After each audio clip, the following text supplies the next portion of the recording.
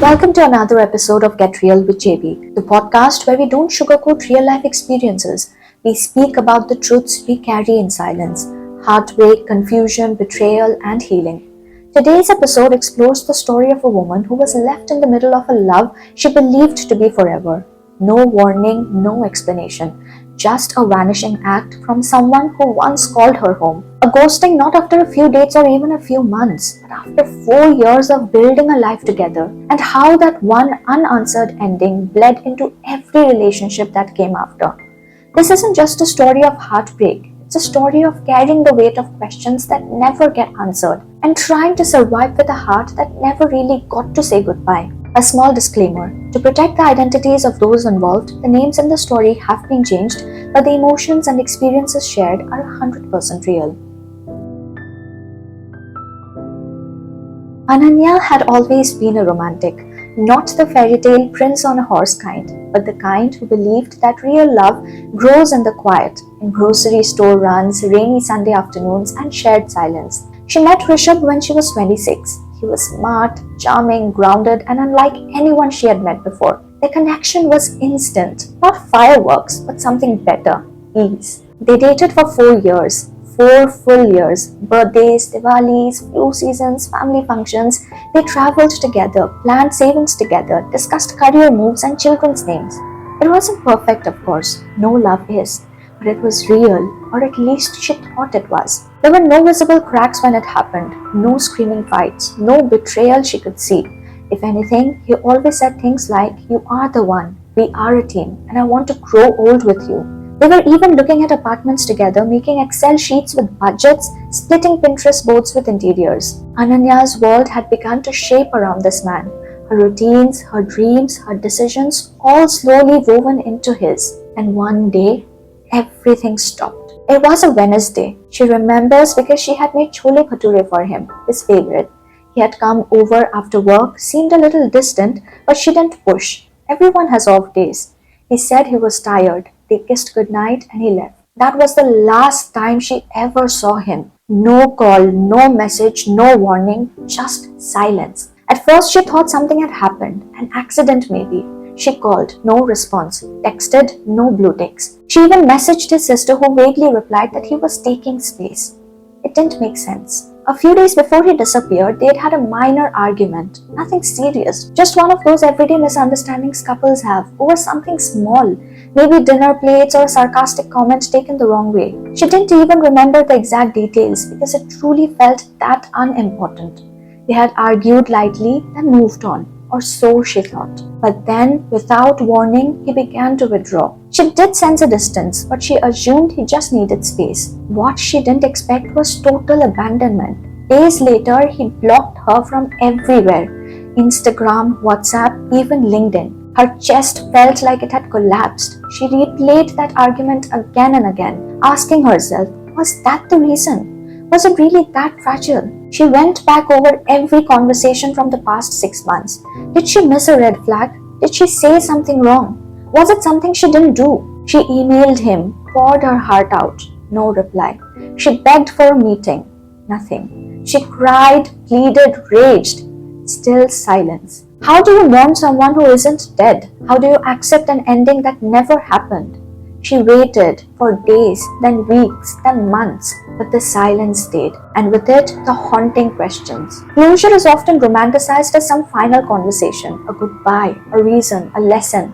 But for Ananya, closure never came. What came instead was confusion and shame, because it's hard to explain to people why you are not over it when the person who left you didn't even have the decency to say goodbye. It's hard to grieve a loss that's not acknowledged by the other person. A friend's tried. He is a coward. You dodged a bullet. Be glad you saw his true colors. But Ananya didn't want him demonized. She wanted answers. She wanted to understand why someone who claimed to love her deeply would walk away so easily. And so she spiraled. She started therapy. She tried journaling, meditating. But every morning she woke up with the same ache.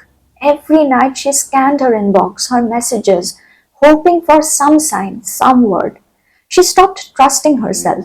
What kind of person loves someone who could vanish like that?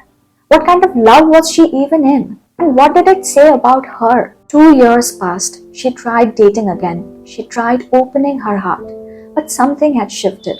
With every new man she met, she waited for the floor to collapse. She kept looking for signs of disappearance. She became hyper alert. She was warm but guarded, available but suspicious. Because when someone leaves you without telling you why, it teaches you one dangerous thing, that anyone can leave for no reason at any time, even if they said they never would. So she began self-sabotaging. She ended things early just to avoid being left again. She couldn't trust the I love yous, couldn't believe in the I'm here for yous. Because once, someone said all of that too, and still vanished. Closure isn't just about peace, it's about understanding. It's about restoring someone's sense of control, and she never got it. And that pain stayed like a bruise beneath her skin, invisible but always there. 3 years later, she still hadn't heard from him, not a word. And one night, after another failed situationship, after another tearful therapy session, she broke down. I just want to know why, she sobbed. I just want to stop wondering. That night, her therapist said something that finally shifted something inside her. Sometimes closure isn't something you get, it's something you choose. And those words sat with her. She realized she may never get her answers. He may never tell her why. And the truth is, even if he did, it probably wouldn't be enough, because no explanation can justify cruelty. No excuse can rewrite the silence. So she stopped waiting. She started healing for herself, not for him. She forgave herself for loving him, for missing him, for not seeing the red flags. And one day, she did something brave. She deleted the emails, burned the journal pages, blocked his sister. She stopped waiting for an ending, and instead, she began writing her own. Healing is not linear. Some days, she still dreams about him. Some nights, she still imagines bumping into him at a cafe and him saying, I'm so sorry, I was scared. But the difference now is, she no longer needs it. She no longer defines herself by what he did. Yes, she has scars. Yes, trust still comes slowly. Yes, there are moments of doubt. But she has learned to hold those with compassion. Because being abandoned isn't a reflection of your worth. It's a reflection of someone else's inability to stay. She now speaks openly about her experience. She mentors younger women navigating breakups. She uses her pain not as a prison, but as a path. There's no revenge, no dramatic reunion, no neat resolution. Just her learning to live again, learning to breathe without holding her breath, and finally realizing some goodbyes happen in silence.